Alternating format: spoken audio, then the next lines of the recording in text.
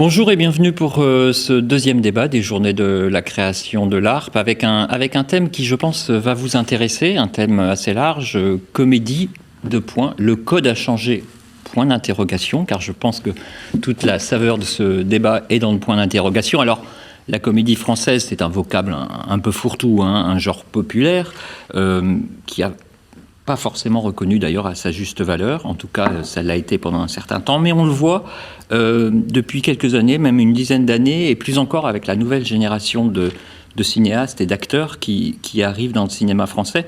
La comédie se décline désormais sur toute une gamme, on peut parler de comédie d'auteur, de chroniques, même de films totalement inclassables, qui jouent de la comédie, qui jouent du drame, qui jouent sur plein de choses, qui jouent sur le social, qui jouent sur la politique. On peut faire rire avec un propos social, féministe, politique, revendicatif. On peut même faire rire aux larmes et verser une larme dans le même film. On le voit de plus en plus. Alors, c'est ce qu'on voudrait tenter de savoir à travers les témoignages des créateurs et des gens qui sont présents autour de nous. C'est de savoir quels sont les codes de la comédie, est-ce qu'ils sont en train de changer, quelles sont leurs inspirations, quels sont les sujets et quelles sont les influences. Alors, pour parler de ce vaste sujet, nous avons 5 personnes dans ce débat, 4 autour de la table et une qu'on va retrouver en Zoom. Je commence par vous. Bonjour Sophie Le Tourneur. Salut Sophie. Alors, vous êtes issue des arts décoratifs et du design. Vous abordez le cinéma via plusieurs courts-métrages et des moyens-métrages aussi qui vont faire du bruit par leur ton un peu décalé et leur façon d'aborder un cinéma de manière extrêmement originale. Ça fait longtemps que vous cassez les codes, vous. Il y a La tête dans le vide en 2004, Manu Bolognaise ou Rock & Canyon. Et puis, un autre de vos courts et moyens, Le Marin masqué, donnera lieu aux Coquillettes. Un film qui a beaucoup marqué et qui joue là encore avec la mise en scène et la mise en abîme.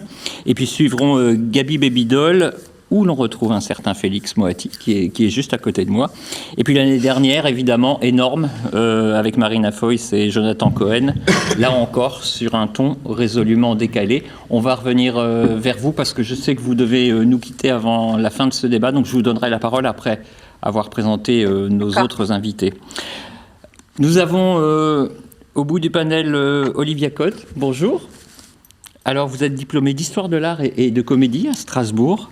Et vous devenez rapidement un visage connu au cinéma et à la télévision dans des comédies, mais pas que. Alors, parmi la vingtaine de films que vous avez faits, on peut citer Les Gazelles de Mona Achache, Les Fées aquatiques de Solveig Anspach, Largué d'Héloïse Lang, La Fête des mères de Marie-Castille Mention-Char, ou Antoinette dans les Cévennes, qu'on ne présente plus, grand succès de l'année dernière de Caroline Vignal. À la télé aussi, on vous a vu dans beaucoup de séries, César Wagner sur France 2, Scam, et bien sûr, Vous les femmes sur Téva, avec la regrettée Judith Sibony. Vous étiez actrice et co-auteur de cette série, qui là aussi a marqué par son originalité. Et puis vous avez fait aussi beaucoup de théâtre. Baya Kasmi, vous êtes scénariste et réalisatrice, et évidemment, on vous connaît pour votre tandem avec Michel Leclerc, avec qui vous avez souvent travaillé. Je crois que vous avez fait 3 films ensemble, et vous avez reçu le César du meilleur scénario en 2011 pour Le nom des gens. Vous êtes aussi réalisatrice, vous avez fait des courts-métrages, vous avez réalisé une série à la télévision, Le Grand Bazar, que vous aviez aussi coécrit. Enfin, vous aimez aussi passer devant la caméra par moments. Vous avez joué dans 7 films, j'ai compté, dans La vie très privée de Monsieur Sim, évidemment, Bonhomme de Marion Vernou, et même 2 fils, de Félix Moati. Vous voyez, il n'y a que des connexions sur ce plateau. Alors, Félix Moati, justement, vous êtes issu d'une famille de journalistes et de hauts fonctionnaires. On vous découvre dans LOL de Lisa Azuelos. Mais c'est avec Télé Gaucho de Michel Leclerc que vous vous révélez vraiment, et que vous êtes nommé d'ailleurs pour la première fois en 2013 au César du meilleur jeune espoir. Vous êtes infidèle, vous, parce que vous allez beaucoup travailler avec Michel Leclerc, vous avez beaucoup travaillé avec Thomas Lilly sur Hippocrate ou Médecin de campagne. Vous tournez avec Sophie Le Tourneur, qui est avec nous. Vous voyez, toutes les connexions. Michael Buge, Jérôme Bonnel, à 3 on y va, qui, moi, reste un de mes grands films préférés de ces 10 dernières années, vous le savez. Vous oscillez entre comédie et films un peu plus dramatiques. Vous aimez un peu toucher à tout. En 2018, évidemment, vous êtes du succès du Grand Bain, de Gaspard va au mariage aussi. 2 films à Cannes la même année, je crois. C'était pas à Cannes, Gaspard va au mariage? C'était à la semaine de la critique, non? Ah non. Ah non, bah, voyez, autant pour moi. Pardon. J'ai fait une erreur. Hein, non, c'est pas grave. Et puis, vous aussi, vous avez sauté le pas de la mise en scène avec 2 fils. Alors, une comédie dramatique, doux, amère, avec plein d'influences aussi. Je crois me souvenir que vous aviez cité à l'époque Woody Allen, mais je pense qu'il y a plein d'autres inspirations, on va en parler. Mais Sophie Le Tourneur, pour commencer, moi je voulais avoir votre avis sur le thème du débat. De Thomas Verrag oh pardon, j'ai oublié Thomas, j'ai oublié de présenter Thomas, je suis désolé. Sophie, je suis à vous dans 2 minutes, j'ai oublié de présenter Thomas. Thomas, vous êtes producteur, aujourd'hui associé à votre frère Mathieu au sein de l'atelier de production. Alors à votre actif déjà une vingtaine de films, dont 2 films de Quentin Dupieux, Le Dain et Au Poste, eux aussi qui ont beaucoup marqué. On peut citer aussi L'embarras du choix d'Éric Lavenne. Vous aimez mélanger les genres, hein, pas que de la comédie, du polar, du film d'auteur avec Eleonore Fauché, Thomas Ditli ou Julie Lopez-Curval. Et puis en ce moment, vous travaillez sur plusieurs projets. On va pas tous les dévoiler, mais on va en parler quand même de 2 parce que j'ai eu la chance de les voir. C'est ces playlists de Nine Antico et la pièce rapportée d'Antonin Perret-Chaco, qui sont là aussi 2 films, voilà, 2 ovnis. Et justement, Sophie Le Tourneur, alors pour commencer avec vous, avant que vous nous quittiez, je voulais savoir, comédie, le code a changé pour vous. C'est pas un peu tout ce qui a motivé votre envie de faire du cinéma depuis le début, c'est-à-dire de changer le code? Non, pas du tout. En fait, c'était pas un projet de changer les codes, c'était un projet de m'exprimer comme j'avais envie de m'exprimer. Puis comme j'ai pas fait d'études de cinéma, c'est pas, disons que mon langage il est pas en réaction à un autre langage, quoi. Donc non, c'est naturellement que j'ai fait les choses comme j'avais envie de les faire. Et puis du coup, c'est peut-être pas exactement comme on les fait d'habitude, donc ça crée des différences, mais c'est pas une volonté de faire des choses différentes, ouais. Mais votre approche de la comédie, laquelle est-elle? Mon approche de disons que c'est pas la comédie en tant que telle, disons que c'est une vision de choses que j'ai envie de raconter, des choses qui me touchent, qui me font rire, mais aussi qui m'émeuvent ou qui m'angoissent, enfin tout ça mélangé. Après, il faut le mettre dans un genre, donc on dit la comédie, mais moi, disons que je trouve pas que je fais particulièrement des comédies, par exemple. Vous faites un cinéma décalé. Vous faites un cinéma décalé et drôle. Ouais, drôle. Oui, peut-être que. Dans sa voiture, peut-être que j'ai du mal à affronter d'être frontal avec la douleur et les choses plus sombres. Donc c'est pour ça que je passe par d'autres. Je fais des détours, quoi, peut-être avec l'humour et de ce point de vue-là, mais ouais, pour moi, c'est pas de la comédie dans un genre particulier, quoi. C'est assez intéressant ce que vous dites, parce que je pense qu'on est dans le cœur du sujet. On parle de comédie, mais je pense qu'une comédie peut être dramatique, une comédie peut être folle, une comédie peut être vindicative, une comédie peut être tout et son contraire. Est-ce que c'est pas aussi peut-être la barrière du mot comédie à la base qui, je le sens dans votre réponse, vous embête un peu? Est-ce qu'une comédie, ça peut tout être, finalement? Et est-ce que le cinéma est finalement oui, peut-être pas genré? Déjà, c'est jouer la comédie, quoi. Jouer la comédie, ça peut être aussi jouer des drames. Enfin, je sais pas. Après, moi, c'est vrai que je suis pas dans une approche ni littéraire ni cinéphile de ce que je fais, quoi. Donc, disons que c'est des questions que je me pose pas forcément, sauf quand on me dit ah bah tiens, tu nous avais dit que c'était une comédie. Alors là, je me demande ce que c'est qu'une comédie, ouais, en effet. Alors pour vous justement, c'est quoi une comédie? Ouais. C'est drôle. C'est moi une comédie. C'est quoi une comédie?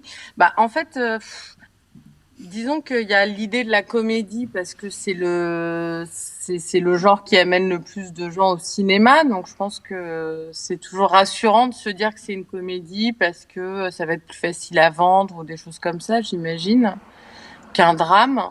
Après, c'est vrai que ça enferme les films dans une logique commerciale parfois qui peut être assez compliquée ou même dans l'autre sens, c'est-à-dire qu'un drame, le sérieux aussi dans le drame, c'est aussi un autre problème où le mélange du rire et de la poésie, par exemple. Enfin, tout ça, c'est des questions qui sont intéressantes et finalement il y a pas mal de blocages quoi autour de tout ça, j'ai l'impression.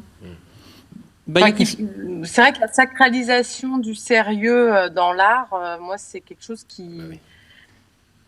que je trouve, ça dépend des projets, mais des fois c'est un peu lourd quoi.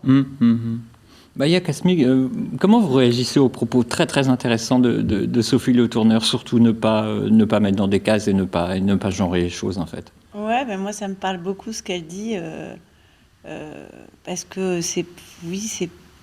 moi j'aime beaucoup les films de Sophie et je ressens la même chose dans le sens où, quel que soit le cinéma, chacun là ici fait des films très différents, mais je me verrais pas en fait partir en me disant je vais faire une comédie.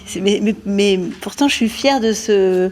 J'ai l'impression que oui, certes, il peut y avoir un certain snobisme ou l'idée que peut-être la comédie c'est un sous-genre ou justement parce que c'est populaire, ce serait des films qui ont moins de valeur ou je sais pas, justement parce que il y a ce qu'elle dit de l'art c'est un esprit de sérieux. Et je pense que voilà, la comédie c'est pas du tout un genre, c'est juste peut-être un mode de pensée dans la vie. Moi, la seule entrée que j'ai dans les choses pour essayer d'en parler, c'est toujours j'ai l'impression que la vie est toujours totalement absurde, que les choses sont très drôles et du coup voilà, peut-être on part de ça en fait, tout simplement pour parler aussi pour cette espèce de petit décalage qui amène la comédie.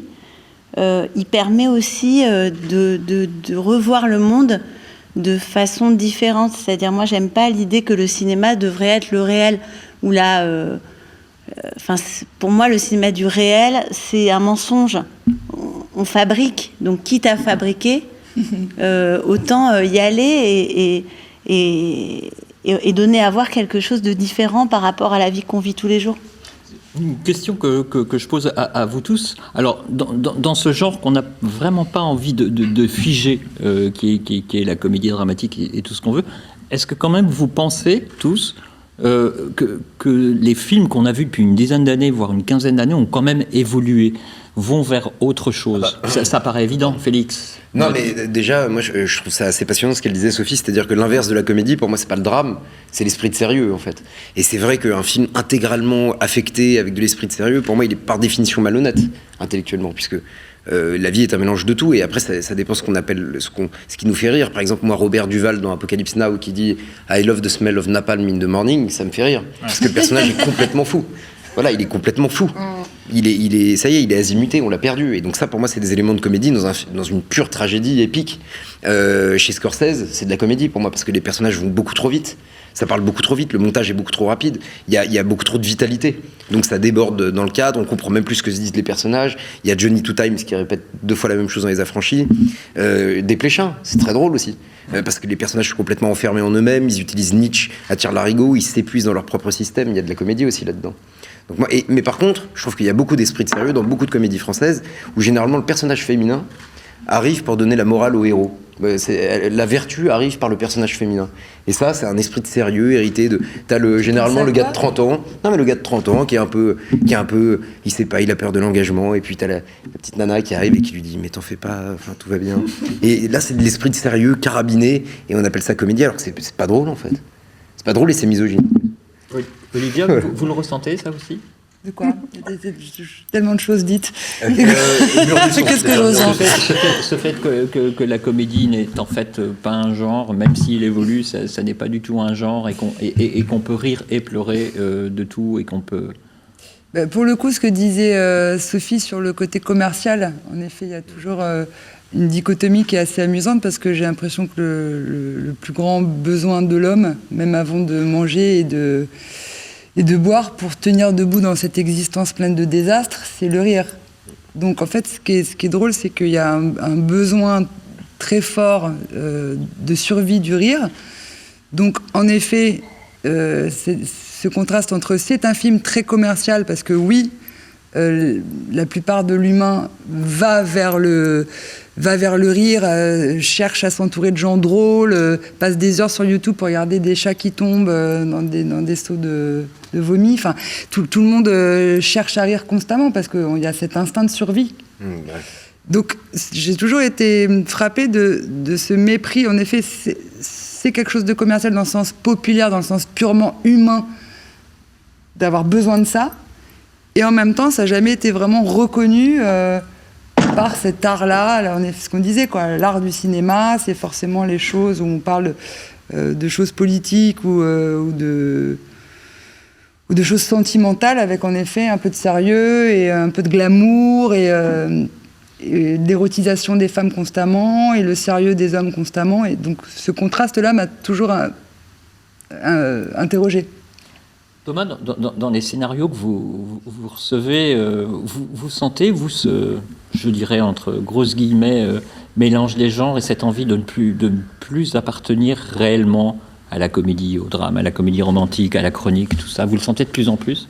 Alors moi je le sens de plus en plus parce qu'on a la chance d'avoir produit des films portés par des auteurs qui s'affranchissent de tout ça, comme Quentin Dupieux ou Péra Jatko. Donc je reçois des choses plus intéressantes aujourd'hui, mais avant ça, effectivement, quand on parlait de comédie ou quand on commandait d'une certaine manière une comédie, quand on allait vers des auteurs, des réalisateurs pour réfléchir à des comédies, on était effectivement dans des schémas un peu traditionnels et donc des films plus convenus et moins intéressants. Donc je reçois effectivement des choses plus intéressantes aujourd'hui, j'ai cette chance-là. Et vous avez vu l'évolution, vous avez vu même dans l'écriture, dans les thèmes abordés, dans les sources d'inspiration? Je le ressens, c'est ma propre expérience qui vous parle là. Je ressens effectivement ça dans les scénarios que je reçois aujourd'hui. Donc il y a une vraie différence.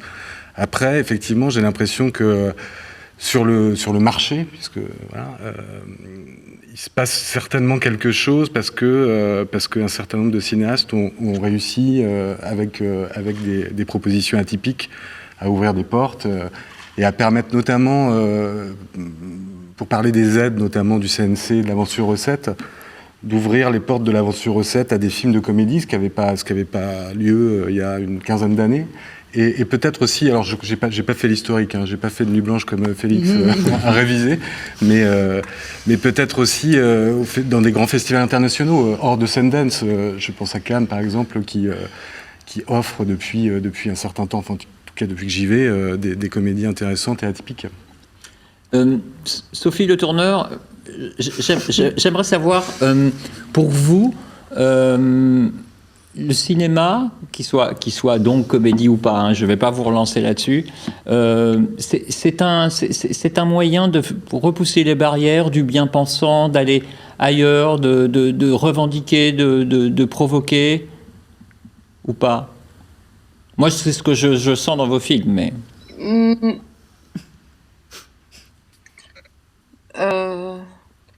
Non, disons que il y a jamais un discours et après un film, quoi. Disons que je pense que moi, ce qui me porte, c'est mon désir de faire les choses et le plaisir que j'ai à les faire. Après, je pense que c'est assez global, ce que je fais, mes choix de vie, ce que j'essaye d'être en tant que personne, tout ça, c'est lié et j'essaye d'être libre, en fait. Enfin, c'est un peu bateau, quoi, mais j'essaye d'être libre dans ma vie, d'être droite dans mes bottes dans tous les domaines, quoi. J'en sais rien. Et voilà.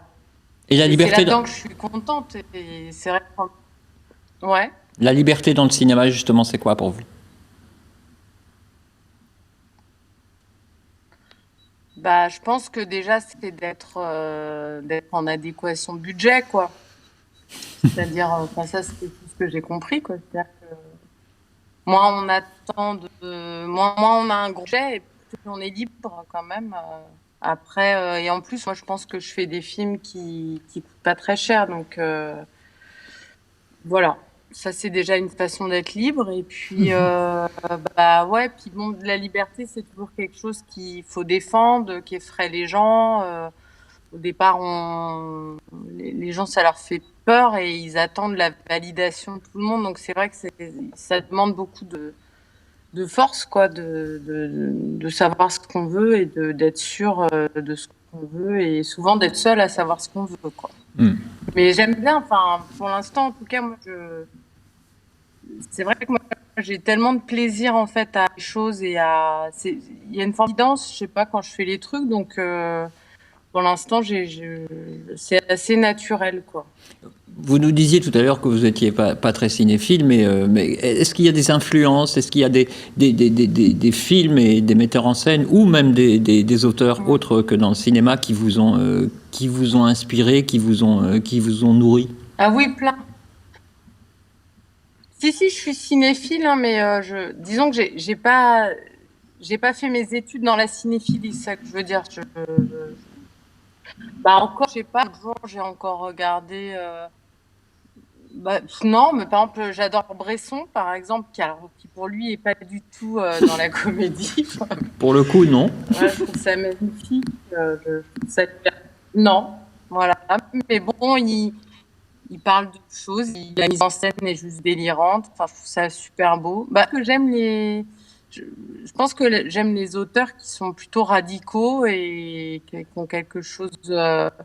Même les premiers films de Moretti, je trouve ça génial.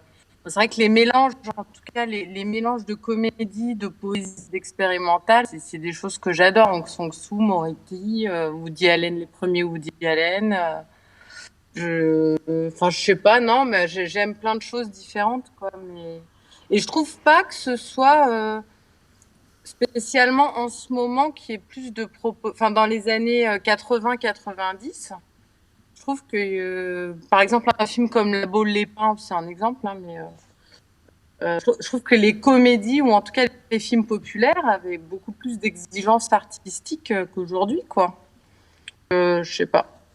Il y a plein de, par exemple, Le Jouet, je trouve que c'est une comédie qui est au niveau de la mise en scène, des plans, même du son, du traitement du son, et que ça, c'est à la limite de l'expérimental par moment. Enfin, je trouve ça intéressant. Ouais.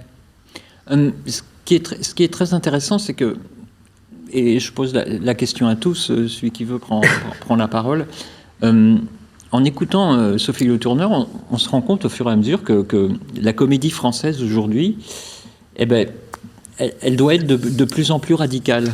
Qu'est-ce que ça vous inspire?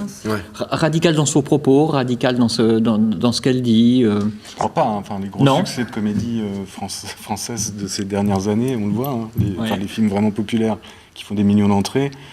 Est-ce que c'est radical Les Tuches? Est-ce que c'est radical Astérix qui est en train de se préparer? Quand il fait Au Poste. Oui, mais est-ce que c'est un succès? C'est pas du cinéma de bien sûr, de grande consommation. C'est pas un succès comparable aux Tuches. Oui. C'est un succès à la mesure du budget du film. Mais la comédie populaire française, elle est restée quand même au niveau des télévisions, en fait, puisque c'est elle qui finance essentiellement ces films-là, avec un casting exigé par la télévision et les studios qui investissent beaucoup d'argent et qui veulent un retour sur investissement important. Donc pour vous, en fait, c'est un peu un leurre quand on dit comédie, le code a changé. Enfin, il y a plein de comédies. La comédie cinéphile, peut-être que le code a changé pour les raisons que j'ai évoquées tout à l'heure, c'est-à-dire qu'il y a des entrées plus faciles au CNC et dans les festivals. Je ne sais pas, j'ai pas enquêté, mais je pense que c'est le cas. Mais pour la comédie populaire, celle qui fait des entrées, celle qui s'exporte aussi beaucoup, ça n'a pas vraiment changé depuis 50 ans. Ça reste toujours les buddy movies avec un couple, un qui est intelligent, un qui est neuneux, c'est toujours un peu ces trucs comme ça. Ça peut être super, un buddy oui, movie, bien sûr. Ça peut être extraordinaire. Buddy movie que j'adore. Passion. Mais ça reste encore dans ce code-là. Non, c'est des histoires hyper narratives et le plus familial possible. Oui, donc on va lisser au maximum et puis on va travailler avec à la fois des chaînes de télévision et les studios qui vont relire et qui vont lisser pour être à même de séduire un public le plus large possible. Et qui vont lisser les aspérités, justement, les névroses, les choses bizarres. Le pitch de base doit être simple, doit être compréhensible en 2 phrases. Mais moi, c'est marrant parce que, je vais dire un truc un peu surprenant, mais moi, j'aime bien les tuches. Moi aussi. Moi aussi. J'ai pas critiqué. J'aime beaucoup les tuches. Non, mais parce que pour moi, très transgressif. Non, mais justement, je voulais pas le bon exemple. Non, j'avais envie de revenir là-dessus parce que justement, c'est vraiment une comédie en fait sur les pauvres. C'est du Jacques Tati, les tuches. Il y a quelque chose dans ce casting qui est assez extraordinaire. Alors qu'effectivement, je vois très bien ce que tu veux dire, mais j'aurais pas pris cet exemple. Non, je n'ai pas forcément pris le bon exemple. Parce que là, justement, il y a une espèce de rencontre entre une comédie populaire, dans le fond, dans la forme, avec un casting hyper porteur. Et même si je peux pas dire que c'est du grand cinéma. Je suis pas sûre qu'Olivier Barou, dans ses choix, ça l'intéresse vraiment les plans, la beauté cinématographique de son film ou ce que ça raconte par les choix de cadre ou la lumière, mais il y a une poésie. Il se passe quelque chose.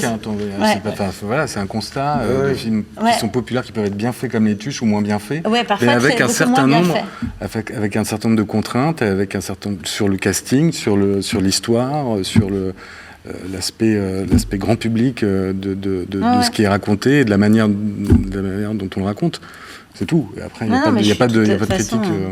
Mais par rapport au questionnement, est-ce qu'il y a vraiment eu un changement de code, justement, quand je parle de buddy movie, où souvent l'humour vient... il y a une base de farce, de ridicule. C'est souvent des gens qui sont ridiculisés ou qui ont des problèmes. Et c'est le clown, de base. C'est quelqu'un il lui arrive un embarras, où il est empêtré dans une difficulté, et on va voir comment il s'en sort. On va rire à chaque fois qu'il s'enfonce. Plus il va s'enfoncer, plus ça va nous faire rire, et quand il va s'en sortir, ça sera une victoire sur la loose. Mais c'est quand même le code de comédie depuis des siècles et des siècles. Donc j'ai l'impression que c'est ça que vous interrogez. Est-ce que ces codes-là sont... Il y en a pas mal. Bougent, et il y en a comme... Comment ? Il y en a pas mal des codes. Il y a le buddy movie, il y a le fish out of water. Complètement. Il y a plein de systèmes qu'on peut mettre en place pour raconter des histoires. Et ensuite, c'est la manière dont on la raconte, et puis quelle exigence on a à la fois sur le scénario et sur la mise en scène. Alors, puis je pense que... Pardon.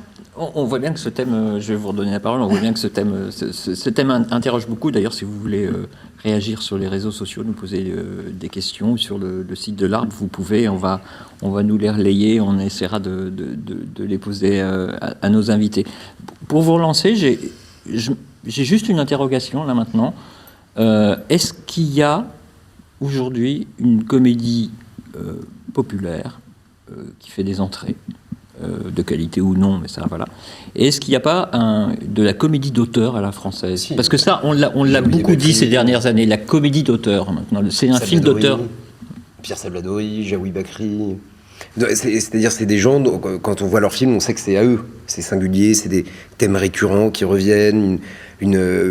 Salvadori, les dialogues de Salvadori, on les entend tout de suite, immédiatement. Et lui, il est là depuis des années et des années, et a une place très privilégiée, assez unique. À un moment donné, il y a eu Clapiche aussi. Je sais pas. Peut-être. Comment ? Dupontel. Voilà. Carrément. Là où on parle de... Mais les combattants, par exemple, de Thomas Caillet aussi, c'est un bon exemple, parce qu'il y a de la vivacité, il y a de la comédie. Mais après, ceci dit, sur les codes qui changent, les Italiens, ils nous ont pas attendus, quoi. La comédie italienne... Et les qui se Américains non saisit plus. du tragique Ah du bah ça, monde, ouais. mais vraiment qui se saisit du chaos du monde comme ça, et en étant si drôle. C'est parce que nous, on a un rapport un peu... j'ai l'impression que dans la tradition du film français, quand on filme par exemple des pauvres, une classe sociale défavorisée, on se dit ils parlent pas à table. Non, ils vont pas parler. Alors qu'en Italie, on les fait parler, c'est vif, ça parle dans tous les sens. Voilà. Non, Chez Fellini, ils se disputent, ils ils se s'étranglent disputent, ils même. ça déborde, Ils se c'est font beau. du chantage C'est vivant. affectif, ouais. En France, il y a la pudeur. Non, mais c'est vrai. Non, chez Desplechin, ils se disputent bien aussi. Hein. Ouais, mais c'est une autre classe sociale, quoi. Ouais, oui, c'est vrai. Qu'est-ce que ça vous inspire, Sophie Le Tourneur? Pas grand-chose. Je suis au volant, là. J'étais en train de réfléchir. Vous roulez à pas, hein, des j'espère, films, hein. C'est quoi la question, pardon? Non, Non, je me suis arrêtée. Oui, non, mais Je suis en soleil, j'ai hyper chaud. non, Si c'était... vous écoutez Mais elle est plus, où, si Ça va vous mal écoutez tourner. plus. C'était la question sur le fait qu'il y ait une dichotomie aujourd'hui entre comédie populaire qui fait des entrées et une comédie d'auteur, notion qu'on entend de plus en plus que dans le cinéma français. Oui. Non, mais après, voilà. Oui, c'est vrai qu'il y a des comédies d'auteurs françaises et pas seulement françaises d'ailleurs, dans d'autres pays qui sont super. Mais je pense que ça a toujours quand même existé, quoi, non? Oui, ça a toujours existé. Enfin, je Ouais. sais pas. La comédie d'auteur, ouais. Ça, Oui, ça a toujours existé. Après, c'est vrai que...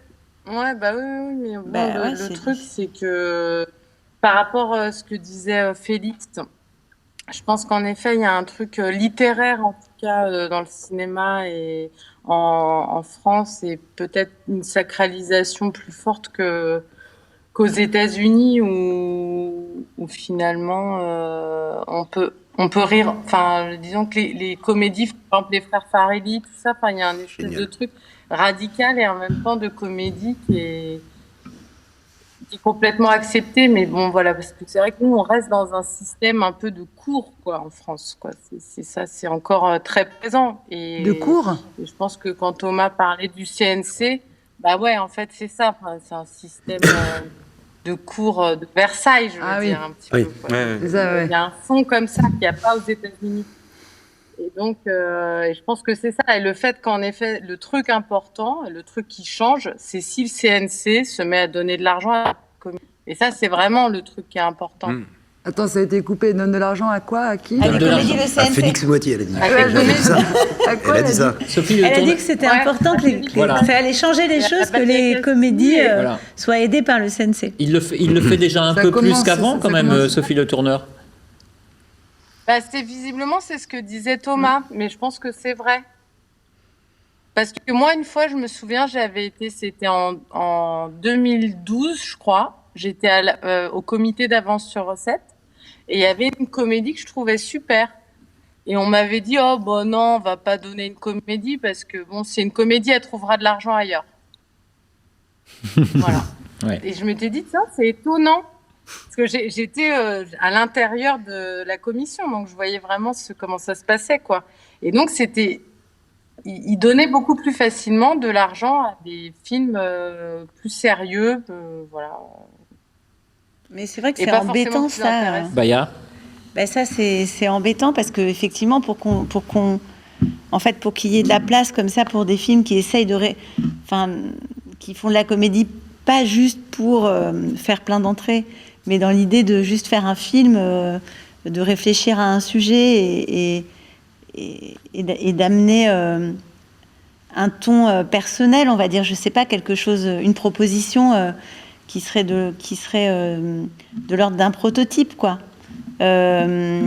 Pour ça, effectivement, il faut que les comédies soient vues comme des films d'auteur.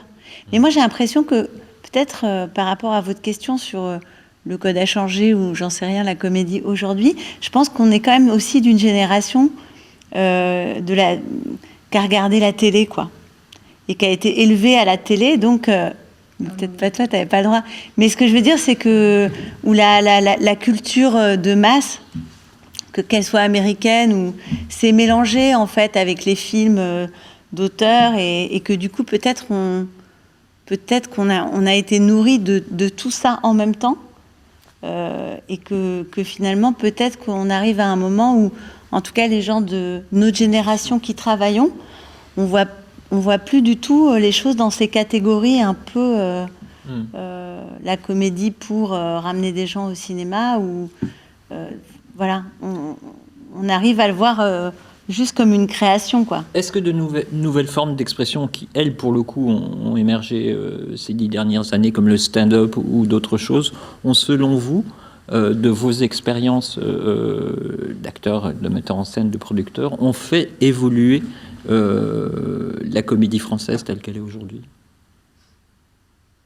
Je crois pas. Enfin, je pense que ça a toujours un peu. Enfin, c'est le stand-up maintenant, mais c'était le musical avant. Enfin, ça a toujours existé. Ça fait venir des comédiens qui naissent à cet endroit-là. Comment? Un truc nouveau, ça serait ce qu'on appelle les youtubeurs, enfin les gens qui. Oui, mais c'est la même chose. C'est la même chose, ouais, c'est une expression différente. Des auteurs, et puis peut-être une grammaire, une langue, etc., qui évolue grâce à, avec tout ça, mais c'est pas franchement nouveau. J'ai l'impression que ça a tout,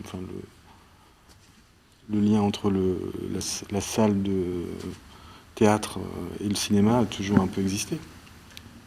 Une autre question que je me pose, je vais peut-être la poser à Olivier d'abord, mais j'aimerais que vous réagissiez aussi. Est-ce que finalement aujourd'hui, dans le registre de la comédie, qu'elle soit d'auteur ou pas, est-ce qu'il y a plus de liberté peut-être à la télé qu'au cinéma? Est-ce qu'on vous laisse plus libre quand vous écrivez pour la télé? Ça dépend. Moi, c'est l'expérience qu'on avait avec Judith quand on a écrit notre série, c'était toutes les chaînes où on allait, c'était trop, je pense, particulier à cette époque. On l'a faite, c'était il y a 13 ans. Donc c'est il y a longtemps, et maintenant il y a beaucoup de femmes. C'était vraiment l'angle, c'était pas un projet féministe. Mais c'était en avance sur son temps, quand même. Mais c'était en avance sur son temps, voilà, je pense. Mais c'est vrai qu'à l'époque, on n'aurait pas pu faire toutes ces blagues de brosse à dents dans le cul sur France 2 ou même sur Canal+. À l'époque, c'était trop transgressif. Alors que nous, on faisait ça depuis qu'on avait 13 ans, de se mettre des brosses à dents dans le cul pour faire à nos amis. Et ça nous faisait rire, c'était de la provocation, la transgression, une espèce de poésie par rapport à détourner l'injonction d'une femme à être uniquement un objet décoratif. Il y avait tout ça, mais à l'époque, c'était pas possible. Donc Teva comme c'était une chaîne payante, ils disaient, bon, de toute façon, personne ne va le regarder. Donc du coup, on pouvait faire tout ce qu'on voulait. Ouais, c'est quand même le groupe M6. Oui, mais ce que je remarque aujourd'hui, c'est que toutes les séries que je trouve originales, surprenantes, un peu folles, un peu bizarres, justement difficilement définissables, et c'est pour ça que le rire est encore plus surprenant, parce qu'on ne connaît pas justement tout le chemin. C'est OCS, c'est là, on vient de faire une série avec Ramzi Bedia, d'un auteur qui s'appelle Baptiste Lorbert, qui est à mourir de rire quand j'ai lu la série qui s'appelle Hors de lui. Faire le pitch quand même. Alors, c'est un homme qui chie l'or quand sa femme le trompe. Voilà, vous avez bien entendu. Vous pouvez même le répéter une deuxième fois. C'est l'histoire d'un homme qui se met à pondre de l'or quand sa femme le trompe. Voilà. Et c'est extraordinaire, c'est traité presque comme du Ken Loach. Là, Ramzi et moi, on jouait vraiment. Moi, je pleure pendant 8 épisodes, quoi. Donc, et lui, il est en panique pendant 8 épisodes. Donc, c'est vraiment très noir, c'est très sombre, mais extrêmement drôle. C'est à mourir de rire. Il n'y a pas une seule page où moi, j'avais pas une petite goutte de pipi vraiment dans ma culotte quand je lisais ça. J'utilise cette image parce que c'est vrai. Et du coup, oui, je vois qu'à la télé encore, c'est toujours les chaînes un petit peu à côté, les chaînes payantes ou OCS, où vraiment on peut se permettre de faire un humour qui quitte un peu quand même les codes. On interroge les codes, mais c'est... Voilà. Est-ce que cet humour est possible au cinéma, cet humour extrême Oui, c'est possible. Je crois que c'est moi, j'ai l'impression que c'est quand même plus facile au cinéma la liberté d'écriture, le ton. C'est plus simple au cinéma qu'en télé. La télé, moi, je commence, donc j'ai pas ton expérience, hein, mais d'après ce que je comprends, il y a quand même sur l'écriture une influence assez colossale de la chaîne, du diffuseur. Ah oui. Donc, oui, mais les distributeurs donc après, si le pitch est accepté, le pitch dont tu parles est accepté au départ. C'est francetv.fr, s'il te plaît. Ouais. C'est France Télévisions qui a dit OK, mais c'est .fr, c'est pas 20h50 France 2, quoi. D'accord. Bon, mais aujourd'hui, c'est sûrement plus important le .fr que 20h50. De toute façon, moi j'étais ravie parce que ça sera beaucoup vu. Comment ? C'est l'avenir. Oui. Sophie Le Tourneur, qu'est-ce que ça vous inspire, tout ça ? Dépité. Mais elle est où? Non, bah ouais, moi je trouve ça super de faire des. Bah, la question de diffusion, c'est une grosse question aussi. De toute façon, tout ce qui peut rendre plus libre, moi je suis pour. Surtout que maintenant, on peut faire des films tout seul quasiment. Enfin, je sais pas, il y a des outils absolument géniaux, pas trop compliqués à maîtriser pour pouvoir tourner, enregistrer du son, monter. Donc, si on peut en plus l'user, bah, c'est encore mieux. Mais après, malheureusement, moi j'avais l'impression que c'était encore plus compliqué, ouais, qu'on était moins libre pour l'instant, en tout cas, sur les plateformes qu'au cinéma. Sur Mais si un énorme, jour il y a vraiment des, Je pense aussi. ouais, sur énorme, par exemple, vous avez eu des chaînes ou pas? Des chaînes de télé ou... Canal+. ouais, il y avait eu Canal, Oui. voilà. Ah, d'accord, ok. Ah oui, donc, Oui, on a... Il y avait Mets un Canal, point, et mets c'est un plus point, Sophie. Ponctuation. donc pas tant que ça quand même. Et Ciné Plus. Mais au cinéma, on n'est pas Ah, mais très je libre crois pour faire des qu'après, la comédies chaîne, libres. mais après, Ah, bah, Non, mais enfin, Pas, ça dépend. pas tellement. Ça En dépend- liberté, ça va loin quand même. Ça dépend doit- qui, je pense. Mais il n'y en a En pas fait. beaucoup. Comment Mais- Ça dépend qui. Quel Des distributeurs, cinéaste. des chaînes. Non, quel cinéaste. Ah oui, Dupieux, c'est ça. il a- Je pense que Non, mais Quentin, il c'est est vrai que complètement c'est libre. souvent Il des- fait ce qu'il veut. Ouais, mais Oui, Quentin, clairement. justement, il est dans un registre qui est l'absurde. Et qui est un registre, je pense, qui est encore très particulier dans la comédie. Et qui permet, finalement, déjà en soi, d'aller hyper loin, puisque c'est le principe Exactement. de comment aller trop loin. Enfin, le principe de l'absurde, c'est que du coup, tu peux absolument tout faire. Et Excessif. voilà, on a quand même vu, je sais pas, Chabat faire voler parce qu'il pétait comme ça dans comment ça leur film, tu te souviens pas quand il y a une course poursuite Oui, comme comment ça. s'appelle Bah, on connaît que ça. Le film des nuls. La Cité de la Peur. La en fait. Cité de la Ouais, Peur. Cité de la Ouais, Peur. c'est Tu sais, ça. il y a ce grand saut là comme ça où il fait voilà. C'est merveilleux. Oui, oui. Et donc voilà, on peut effectivement, Karamazov, on peut, aucun on rapport, peut, je suis on peut suicidé. tout faire dans ces cas-là. Mais je pense que par contre, quand on commence à mêler des choses potentiellement choquantes, ou justement dans le film de Sophie, dans Énorme, quand tout d'un coup, alors il y a plein de manières d'être choquant, soit des propos, soit des trucs, soit tout d'un coup un accouchement qu'on suit vraiment alors qu'on était dans un film avec des acteurs connus de comédie, etc. Je ne sais pas comment exactement ça s'est passé, mais ça complexifie beaucoup les choses dans la comédie quand on sort, parce que les distributeurs veulent attirer le plus de gens possible. C'est absurde. Donc ils vont surtout effacer un peu ces choses-là. Et puis ensuite, on a un public qui arrive et qui n'est pas du tout prêt à changer de registre ou à accepter des aspérités de ce genre. Et moi je l'ai vécu aussi. Ça, c'est très dur, quoi, parce qu'il y a des malentendus. Non, mais quand un cinéaste a commencé à justement convaincre un public avec une typologie ton. de film, avec un style, avec son univers, c'est plus facile après. Enfin, Oui. Quentin, il a fait son premier film avec son argent qu'il a gagné avec son clip, Musique, ouais. tout seul. Après, Steak, c'était un truc pour Eric et Ramsey. Après, aux États-Unis, Rubber et les autres, c'est des films qui se font avec rien. Il a fait ça avec un 5D, Rubber, et avec un budget, mais rikiki. Et aujourd'hui, parce qu'il a fait ces films-là, il peut se permettre, et on peut comprendre, parce que la comédie, c'est aussi un truc de lisibilité sur le scénario. C'est difficile de savoir si c'est drôle ou pas. Ça, vous le vivez en tant que comédien, vous Bah, je te Est-ce dis, que ça va être drôle? t'es dans Est-ce la que ça va être comédie bien aussi. fait, ce truc-là, ou pas? Évidemment. Pierre Jatko, c'est exactement la même chose. On Évidemment. sait qu'il est capable de manier le burlesque d'une certaine manière, donc c'est peut-être plus facile pour lui aujourd'hui d'obtenir des financements pour faire ses films. Sophie, Mais là- vous vouliez rajouter quelque chose? Vous vouliez prendre la parole? Non, mais en effet, moi je trouverais ça super qu'il y ait un espèce de Mubi, enfin en tout cas une plateforme d'auteurs qui fait des séries ou qui essaye de faire des programmes qui soient pas distribués au cinéma, mais sur une plateforme par exemple. Je trouverais ça génial. Enfin, je sais pas, c'est une proposition comme ça. Pourquoi tu dis ça Voilà. Pourquoi Bah parce que il y en a pas. En fait, il y en a pas vraiment. Tu vois, par exemple, Netflix, quand on regarde, moi, je sais pas, quand je regarde ce qu'il y a sur Netflix, je trouve que c'est pas très intéressant, quoi. Enfin, ce serait super qu'il y ait une plateforme qui permettent de faire soit des séries expérimentales, des choses comme ça, quoi. Ouais, c'est Ça, super. super. Ouais. Peut-être la créer, tu vois. Ouais, on va la créer. On va la créer. Ouais, Ouais, très bonne idée. Là, on a une Voilà. idée, on va la créer, cette plateforme. Avec le CNC. avec le CNC. Non, mais avec le CNC. Voilà. C'est ma proposition du jour. Il y aura 4 abonnés. Un fonds d'aide à la comédie Déjà. transgressive. D'abord, puis. Ce Non, serait mais génial. pas que des Ceci dit. comédies. d'ailleurs. Ouais. C'est vrai que ce serait pas mal parce que finalement il y a le CNC, mais le CNC où il y a plein de trucs de distribution, des aides pour le cinéma d'auteur. Mais après, maintenant, pour les plateformes, ce serait bien qu'il y ait l'équivalent pour diffuser autrement qu'au cinéma, quoi. Mhm. En fait, le CNC aide D'accord. déjà le cinéma de genre tel qu'on le connaît, mais vous aimeriez qu'il aide d'autres genres encore. Ah non, le cinéma de genre, comédie romantique. C'est ça la. Voilà. Ouais, Voilà. enfin, c'est Ça quand même change bien tous les ciblé, ans. quoi. Oui. Ah oui. change. C'est fou, quand même. C'était comédie comédie musicale. musicale. Ah oui, Ah. d'accord, ok. Non, Film maintenant il y d'horreur. avait eu pas de Film film d'horreur, d'horreur deux fois. aussi, non?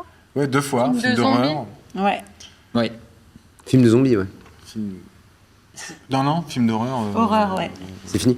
De manière très large. Non, Ah, il y a eu d'accord. 2 sessions. Mais Il il y y a a eu des deux films qui sessions. vont sortir là, qui Oui, sont Deux pas encore sessions, il y a sortis. eu Ouais. comédie, là c'est comédie romantique, et 2 fois des films d'horreur, et puis une fois comédie musicale. hein. Ok. Moi, j'aimerais qu'on C'est évoque bien. C'est bien. Ouais. Oui, Sophie, vous vouliez rajouter quelque Par chose? contre, moi, je vais devoir y aller. Salut. Oui, ben c'est ce que j'avais dit. Bisous, Sophie. Merci à vous Eh d'avoir Voilà. participé de Bon, votre j'aurais bien voiture. continué. Bah ouais, c'était sympa de parler avec des gens, même à travers téléphone. Merci Bah, à à vous. bientôt. Et puis À à bientôt. Salut. Ciao. Salut Sophie. Il y a un thème que j'aimerais aborder maintenant, c'est celui des influences, et j'aimerais commencer avec Félix, parce que je l'avais dit dans l'introduction, il y avait dans votre premier film en tant que metteur en scène, pour moi, beaucoup d'influences, dont celle de Woody Allen, mais beaucoup d'autres. Est-ce que... Alors, on a souvent parlé du fait que la comédie a été portée par le cinéma italien, par les grands comiques américains. Puis ensuite, ça a été la génération John Hughes et Judd Apatow. Et voilà. Aujourd'hui, quelles sont, en termes de comédie au sens large, par exemple, quelles sont vos influences? Est-ce que vous voulez en avoir?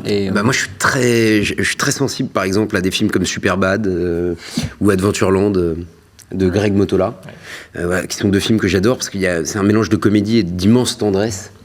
C'est un rapport à la masculinité que j'arrive à comprendre, à laquelle je sais m'identifier, voilà. Les films de Woody Allen, bon, totalement, pour tout, pour la sophistication du dialogue, pour les gags visuels, c'est un grand metteur en scène, Woody Allen aussi, esthétiquement, formellement. Et donc c'est pas une contradiction de faire des choses drôles et formellement très, très soignées. C'est un esthète quand même, hein. Quand on voit Nuit et brouillard, c'est très léché, quoi. C'est très beau. Il a travaillé avec les plus grands chefs opérateurs du monde. Ombre et brouillard, pardon. Gaspard Vaumar, je n'étais pas à Cannes. Non, je rigole. Partout, voilà. Partout, voilà. Non, bah, et après, il y a Scorsese, quoi. Il y a, effectivement, dans les influences, il y a Scorsese, moi, je trouve.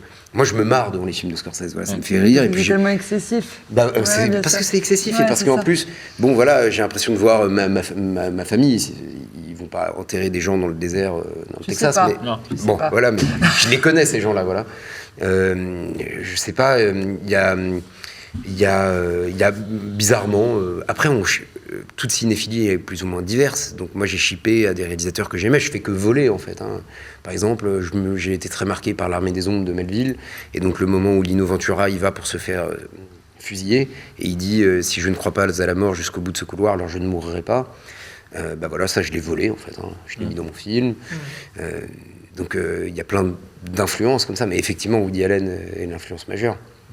Majeure. Baya, Noah Baumbach aussi, j'adore. oui. Baya, vous, Ah ouais. Aaron Sorkin aussi, pardon. qu'est-ce qui Comme vous Félix, moi. a biberonné, oui, justement? Moi, ce qui m'a biberonné vraiment, c'est Hitchcock, Capra.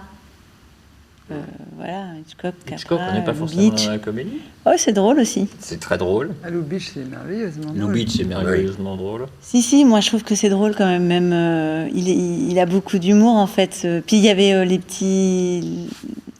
Hitchcock présentes qui étaient toujours assez. Enfin, de toute façon, rien que sa présentation, c'est cette espèce de plaisir comme ça.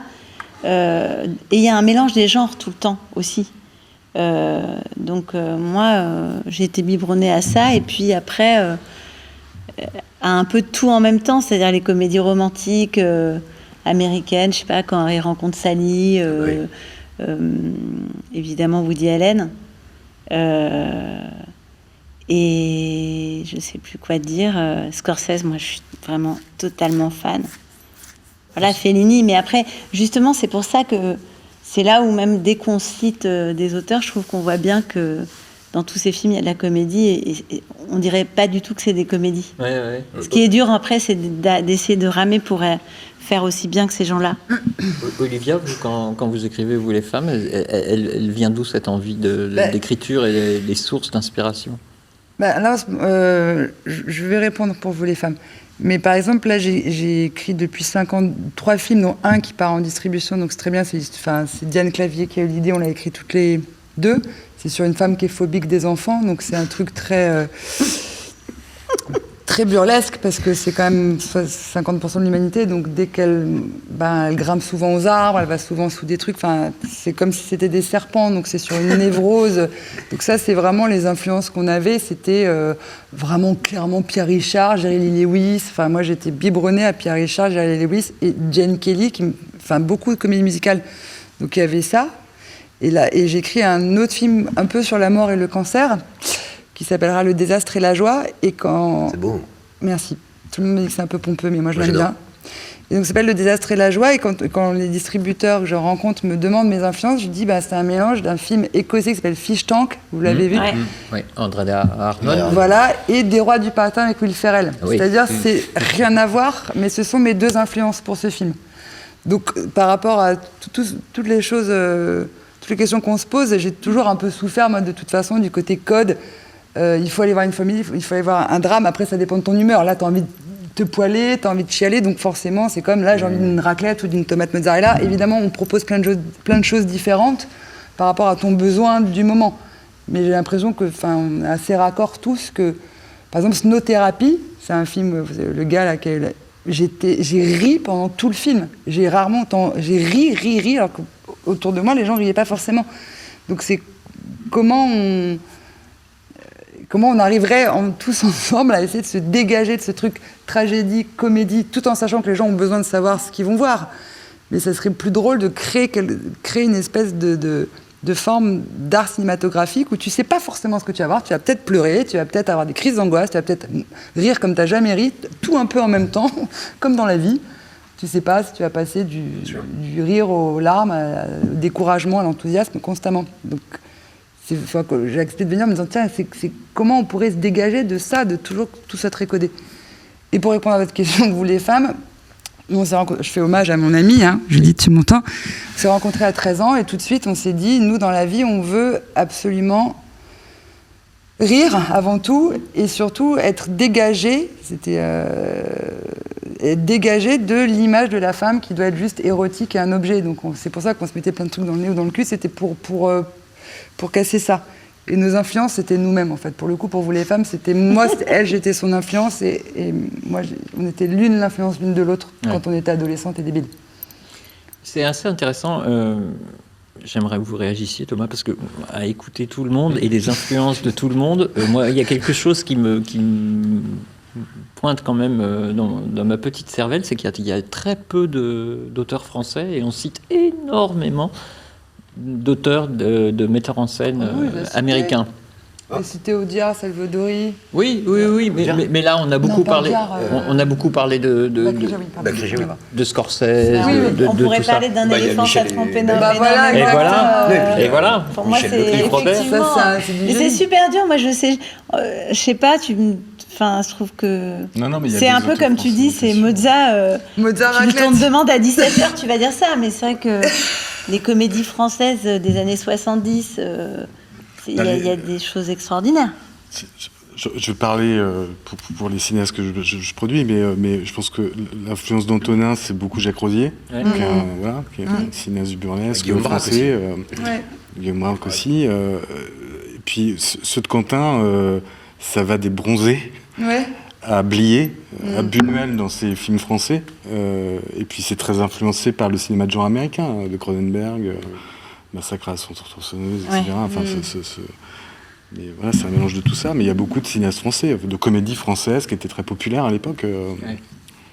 Et c'est assez Blier notamment, Blier faisait des entrées. Ouais, c'est assez intéressant parce que quand on écoutait Sophie Le Tourneur tout à l'heure, elle citait à la fois Bresson, ce qui lui ressemble tellement, elle citait aussi Weber, le jouet. Bien sûr. Et ce qui est quand même amusant, c'est de voir que ces auteurs qui, excusez-moi, dans les années 90-2000, étaient quand même, n'étaient pas cités dans les revues de cinéma intelligentes, soi-disant intelligentes. Aujourd'hui, ils sont quand même revenus en grâce. Aujourd'hui, on peut citer Weber, on cite évidemment De Funès, on cite beaucoup de grands monstres de la comédie française comme une vraie référence. Voilà. Comme si on réhabilitait les comiques quand ils étaient morts. Enfin, voilà, parce que c'est quand même éternel. Il faut 30 ou 40 ans pour réhabiliter de grands artistes. Et c'est très intéressant de voir ça. C'est peut-être la culture française c'est vrai qu'on cite beaucoup, tu as cité Superbad ou moi Will Ferrell, tout ça. Quand on regarde les films américains des années, même des années 50 ou 60, ils sont déjà complètement fous. Enfin, il y a des scènes absurdes, toutes les comédies avec Audrey Hepburn, et elles sont folles, les situations sont folles. Enfin, et les Français, c'est souvent quand même en effet plus de l'humour, de la chute, du ridicule, du clown, mais toujours un petit peu quand même cadré dans une bienséance, alors que les Américains, ils sont très, très, très, très, très transgressifs. Ouais. Comme si la culture française, il y avait un côté de cette espèce de truc de cour de Louis XIV, de Versailles, où il faut bien se tenir, où il faut absolument prouver qu'on est intelligent. Si on rit, on n'a pas le droit d'être intelligent. Enfin, si on est intelligent, ça veut dire qu'on rigole pas. C'est vrai, et pourtant, je trouve que, tu vois, je sais pas, provoquer la peur, en fait, chez quelqu'un, ou l'émotion, à la limite, c'est peut-être des codes où les gens de toutes les catégories sociales et de tous les âges peuvent avoir peut-être peur à la même chose. Mais le rire, c'est quand même un espèce de truc hyper fragile. Et quand un film, je pense, gagne le public en arrivant à faire vraiment rire les gens dans les salles, c'est un travail qu'on essaye de faire, et c'est mystérieux quand ça marche. Et je pense que finalement on s'en fout un peu, c'est pas grave, mais c'est pas ça que je veux dire, mais moi je suis heureuse que la comédie elle intéresse les journalistes, les cinéphiles, qu'elle puisse être vue comme des vrais films, c'est très important, mais je pense que c'est logique qu'il y ait ce décalage. Ce qui compte quand même, c'est qu'une comédie adoubée par un public qui rit, ça veut dire que ça a créé du lien, il y a un lien du rire entre les gens qui est rare, je pense. Et je suis pas sûre que les comédies... et c'est pour ça que c'est difficile, parce que on souffre un peu que les comédies populaires, justement, parfois où nous on va, et on a l'impression que c'est totalement raté, ou hyper facile, ou voilà, ça ratisse, c'est du rire gras, ou du rire désagréable, c'est un peu douloureux, parce que finalement, je pense que c'est difficile c'est important, le public, en fait, dans la comédie d'auteur. On doit aller chercher un public et le faire rire avec quelque chose. Mais tu viens de dire qu'il y a plusieurs personnes différentes qui vont pas rire aux mêmes endroits ou aux mêmes choses. Oui. Donc déjà, c'est un peu absurde de se dire il faut faire rire le public. L'humour, c'est très intime et très différent, on a tous des humours très différents. Mais ce code oui, c'est vrai. Ce code qui a oui ou non changé, est-ce que ça serait pas aussi cette appellation de film populaire qui marche? Je prendrais l'exemple du Grand Bain, qui est un film qui a énormément marché. Parce que je suis dans le casting, faut pas... Parce que, évidemment, Félix porte le film. Mais c'était un film étonnamment bien écrit, de la part de Gilles Lelouch, que personne n'attendait là, et Dieu sait s'il a trimé pour le faire. Extrêmement bien écrit, c'est un très très bon film qui a rencontré son public. C'est une comédie vraiment réussie, en tout cas de mon avis. Est-ce que là aussi, on a peut-être encore un peu ce snobisme de dire les comédies qui marchent, c'est du rire gras. Gilles, surtout, par exemple, dans son film, il réunit des gens, parce qu'on cloisonne beaucoup, on aime bien les chapelles, ça rassure de définir les gens, en règle générale. On définit les gens. Ah tiens, Amalric, c'est un acteur intellectuel, alors qu'il est trop intelligent pour se cloisonner à ça. Bien justement. En fait, quand on est intelligent, on arrête de défier les gens quand même. Et c'est précisément ce que fait Gilles, et c'est la grâce de son film, c'est qu'il réunit plein de cinéphilies différentes. Alban Ivanov, tac, et c'est parfait. Les gens se rencontrent, et c'est un film sur la rencontre et sur le besoin de collectif. Et c'est pour ça que ça marche tant, parce qu'on avait besoin de ça en France, en fait. On avait besoin de ça à ce moment-là, je pense. Ce désir de collectif, en fait. Et arrêtons par exemple, je trouve que Mathieu Amalric, on pourrait ne pas y penser comme ça spontanément, mais il a un physique de comédie, des grands yeux, il est très burlesque. Petit bout perdu. Voilà, exactement, un gros potentiel comique que Desplechin exploite beaucoup. Desplechin et les Larieux aussi. Et les Larieux, et voilà. Ouais. Il y a une actrice comme Virginie Efira qui peut être dans le comique ou le drame avec la même régularité et la même élégance. Bah ouais. Hein. Alors, on a une question d'une des personnes qui est en train de nous regarder. Je pense que vous le connaissez. Il s'appelle Radou Mianou. Bonjour Radou. Et il nous pose cette question qui est très intéressante. Est-ce qu'aujourd'hui, vous pensez qu'on pourrait faire des comédies comme Rabbi Jacob, To Be or Not To Be, ou les films de Wilder? Je ne pense pas que je pourrais faire aujourd'hui Train de vie, dit-il. Qu'est-ce que ça vous inspire? Est-ce qu'on pourrait faire... Mais il n'y a pas de question, du coup. Pourquoi Essaye, pourquoi il n'y arrive pas? Il pourrait, je pense. Si, il pourrait. Non, est-ce qu'aujourd'hui on peut encore faire du Rabbi Jacob ou... Ah, sur les questions de... Ah oui, bien d'accord. Bah, il essaye, là. Il y avait coexisté à cette comédie, tu sais, que j'ai regardé. Ouais, moi j'ai l'impression Le nom des gens. C'était Non, mais c'était une moins réussi tentative. que Rabbi Jacob, Oui, mais c'était sur le même sujet Voilà. et ça passait très bien. Oui. Moi, Ils pensent que les distributeurs ou les chaînes veulent plus faire des films qui parlent des des films racistes qui ou sont, de la je pense, xénophobie. ils interprètent ce que nous dit Qu'est-ce qu'on a fait aujourd'hui Radou, des films qui sont peut-être un peu Ouais, ça, pas pour le coup, politiquement moi, j'aime corrects et peut-être un peu en marge. Mais c'est toujours une lutte, de toute façon. Moi, je pense quand même qu'on a de la chance avec la comédie. Parce que quand les gens lisent, et si eux-mêmes, ils arrivent à rire Voilà, c'est ça. de toutes ces situations de gêne, de honte, de tension, de crispation, si on arrive à gratter avec le rire, je pense quand même qu'on fait partie des chanceux quand on travaille dans ce ton-là. Parce qu'à mon avis, on nous autorise plus à traiter de tous les sujets. Parce que ça fait du bien, en fait, à chaque fois qu'il y a des choses très angoissantes dans la vie ou très gênantes. Et puis, bien évidemment, le racisme, c'est des choses qu'on a tout de suite envie de traiter avec le rire. Mais moi, je pense c'est toujours une lutte, de toute façon. Donc Radou, moi, je pense que oui. Bah oui. Vous allez y arriver, Radou, ça va aller. Force, Radou. On Force, peut on est tous, avec mais c'est long, hein. C'est fatigant. Ouais. Vous travaillez tous sur des projets, des projets de films pour vous deux. Est-ce que vous pouvez nous en parler? Parce que je pense que ce sont pour en savoir un tout petit peu, je pense que ce sont des projets intéressants et qui peuvent nourrir ce débat. Des films qu'on... Ouais, C'est des bien, films parce que c'est vous concret. préparez. Ouais, c'est qu'on on est dedans. Ouais, Ouais. prends la tête. Vas-y. Ah, je t'en prie. Non, vas-y. Ah, moi, je suis en plein dans l'écriture. Bah, là, je m'apprête à faire le film de Michel Leclerc, donc ça, je suis ravi. Voilà, un auteur qui mêle la comédie avec le monde contemporain, avec les angoisses d'une époque, la lutte des classes, le nom des gens. La politique. La politique, en règle générale. La société le concerne, en fait, voilà, tout simplement.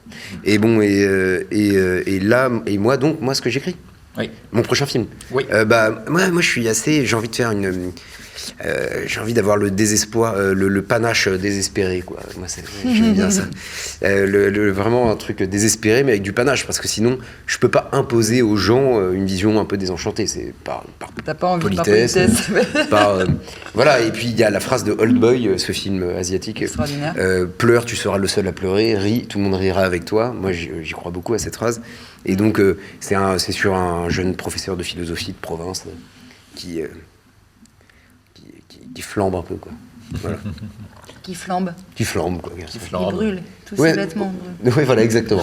Prends feu. En feu. Tu veux pas trop en dire. Non, bah Pas non, trop non. pas dire, ouais. Je pensais à... Comme d'habitude. T'es bien avancé dans l'écriture, c'est Ça va, c'est ouais. Ça va. Baya. Ben moi, Vous allez tourner. je vais tourner justement une comédie qui, d'ailleurs, où j'ai eu le CNC. Donc, l'avance sur recette, c'était vraiment une grande joie pour moi. Et ça a lancé quand même le financement. Et donc, c'est l'histoire de Youssef Salem, qui est un auteur d'origine algérienne, toulousain, voilà, qui est monté à Paris et qui réussit à l'aide de son éditrice, qui sera jouée par Noémie Milowski, à sortir un livre qui est une espèce de Portnoy et son complexe maghrébin, c'est-à-dire c'est l'histoire d'une famille de puritains musulmans, d'origine algérienne, mais complètement obsédés sexuels. Ça s'appelle toute la famille. En fait, ça s'appelle le choc toxique. C'est vu du point de vue du garçon à qui on explique que, parce qu'il est quand même très excité, il bande tout le temps, etc., en regardant ses cousines faire le ménage quand même. Enfin, c'est un film tout à fait féministe, comme on peut l'entendre.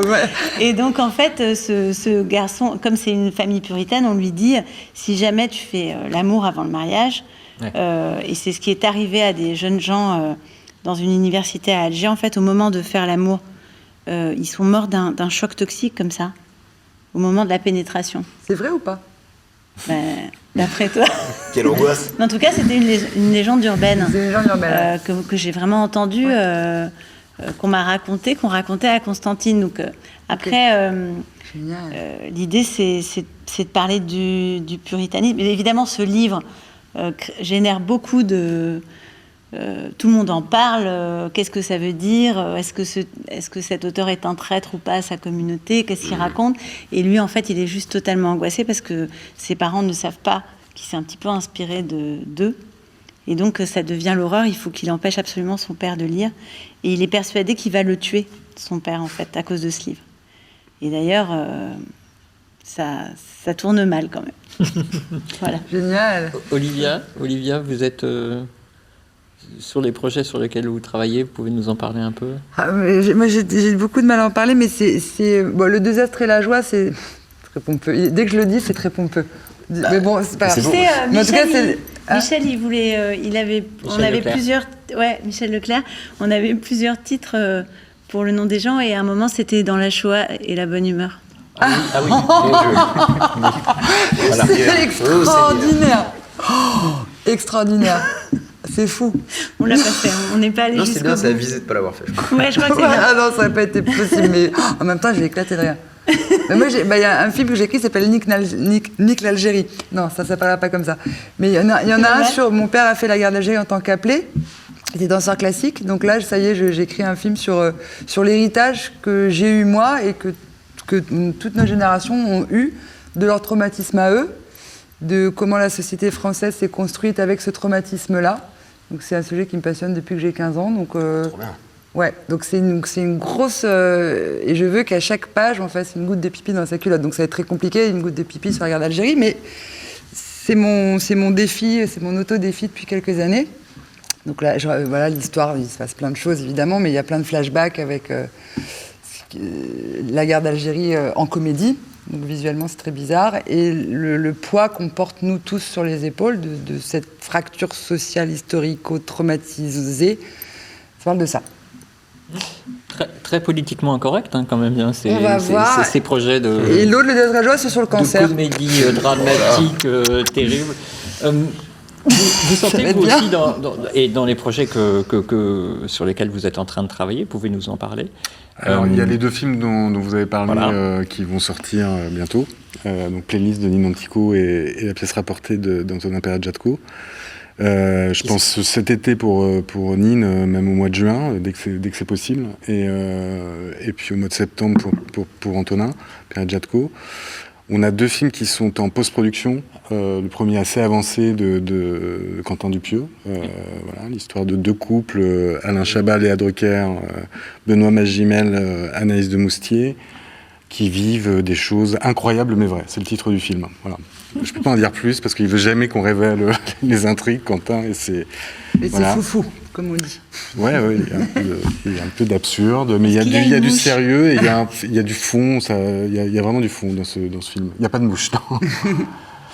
Et l'autre film qui est en post-prod, c'est un film qui s'appelle Stella est amoureuse de Sylvie Verrette, qui est la suite de Stella, le film de Sylvie qu'elle avait fait il y a une dizaine d'années. Et donc on va suivre le parcours, c'est un film autobiographique, Stella l'était déjà, et on va suivre le parcours d'une jeune femme de 17 ans au lycée. C'est vraiment un coming of age avec des rencontres amoureuses, des objectifs évidemment scolaires, et puis toute une ambiance parce que ça se passe dans les années 80 et on va la suivre notamment au bain-douche, qui est la boîte qu'elle fréquente, qu'on a reconstituée. Et on est en préparation, pour finir, ça c'est les 2 films qui sont en post-prod, du prochain film de Noémie Milowski qui s'appelle La Grande Magie, qu'on tourne au début du mois de juin. Qui est une comédie musicale, donc qui a eu cette fameuse aide du CNC pour les comédies musicales, dont les chansons sont écrites par Arthur Teboul, Feu Chatterton. Voilà, une comédie musicale qui se passe dans les années 20. Voilà. Ça donne très envie. Ah ouais, c'est du Grenade comme musicale. Et dernière question avant de refermer ce débat, parce que l'heure tourne et c'était passionnant, mais voilà. Si chacun de vous devait ne garder, alors la question bateau, je sais, mais... Qu'un seul film ? Non, Ah, okay. je vais un peu l'assertir. Si vous ne deviez garder qu'un film, qu'une comédie qui, pour vous, illustrerait totalement le propos du débat d'aujourd'hui, est-ce que le code de la comédie a changé manifestement ? Le code a changé. Il a changé, mais est-ce qu'il y avait réellement un code ? C'est la question à laquelle on a peu ou pas répondu. Si vous deviez citer vraiment un film qui serait emblématique du français ou ce que vous voulez, mais qui soit emblématique d'une comédie intelligente, fine. Je viens de penser à Parasite, s'il te plaît. Ouais, bah, c'est le mot comprends. paradis, C'est mais super à drôle. l'esprit. Ouais. Mais c'est super drôle. C'est hyper drôle. Ouais. Melinda et Melinda, parce que ça montre que sur la même histoire, on peut changer son point de vue. Et ça peut être très tragique, très drôle. Donc autant choisir la comédie, ne serait-ce que par confort en fait. Ouais. Ouais. Aya ? Super C'est dur, hein. J'ai improvisé, moi. Ouais. J'ai improvisé. Il y a Parasite qui m'est venu. Donc je l'ai Ouais, sorti. mais Parasite, Non, mais c'est franchement, super drôle. Je suis nulle là-dedans, choisir un film. Non, ça... Non, mais tu as un truc qui te vient à l'esprit, paf, il n'y a pas un qui te vient, même si c'est pas... Didier. Un qui... Didier Ouais, Didier. J'ai envie de rire, quoi. Mais t'as raison. Grande comédie française Didier. Ça, super. ça casse un code, quoi. Ah voilà. Le Ouais. dîner de Non, con. moi j'ai revu On connaît la chanson, parce qu'on parlait de comédie musicale, et je suis en Oui. plein dedans, Ah bah oui. je l'ai Ouais. revu pour ça, et puis je me disais que Bah, c'est génial. René ça qui a pas- fait des films complètement différents, je trouve que c'est intéressant parce que la comédie, tout le monde peut en réaliser, j'ai l'impression que c'est même intéressant de penser à des cinéastes sérieux. Si Jacques Audiard faisait une comédie par exemple, est-ce que ça serait pas intéressant? Ça serait forcément. Mais dans les Frères Sisters, il y a de la comédie un peu. Bah oui, il y a de la Un comédie, petit ouais. peu, ouais, Ah, ouais. ouais. Bon. Il y en a quand même. Ouais, c'est pas... Toujours Non, mais c'est attrapé pas par la Fandard, mais- détresse et la Ouais. tragédie, quand même. Ouais. Bah, je sais pas, moi je dirais certains même show. Alors, ça n'a rien à voir avec Pas le mal, code à bien. changer. J'avais Mais... ça en tête aussi. Mais toi, tu voulais qu'on cite un film qui Non, serait genre... non, je vous Le laisse. fils de Saul.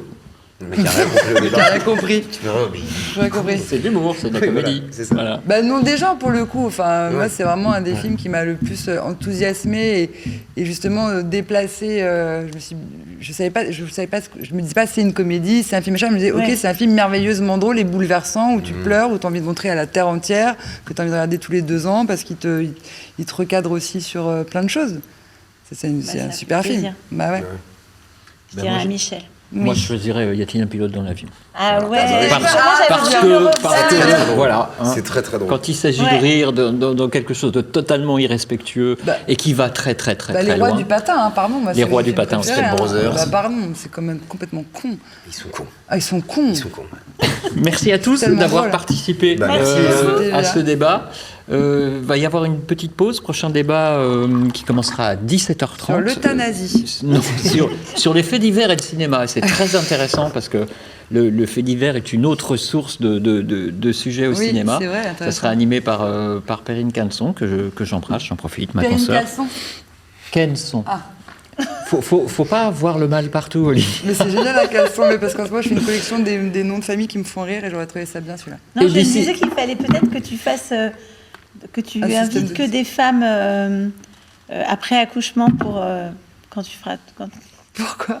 comme tu veux qu'elle fasse Ah oui, pipi dans la culotte. oui, Je pour pense moi, que ça c'est peut ça. faciliter Voilà. les choses. On va Non, vous mais laisser ça, c'est finir, tricher. Cette discussion. finir cette tricher. discussion, Non, cette non. discussion Raffinée, hors délicate. ligne. Hein. On aurait dû. Merci à vous tous de nous avoir suivis. Merci à vous d'avoir participé à ce débat et à bientôt. Bah, merci à vous. Hein.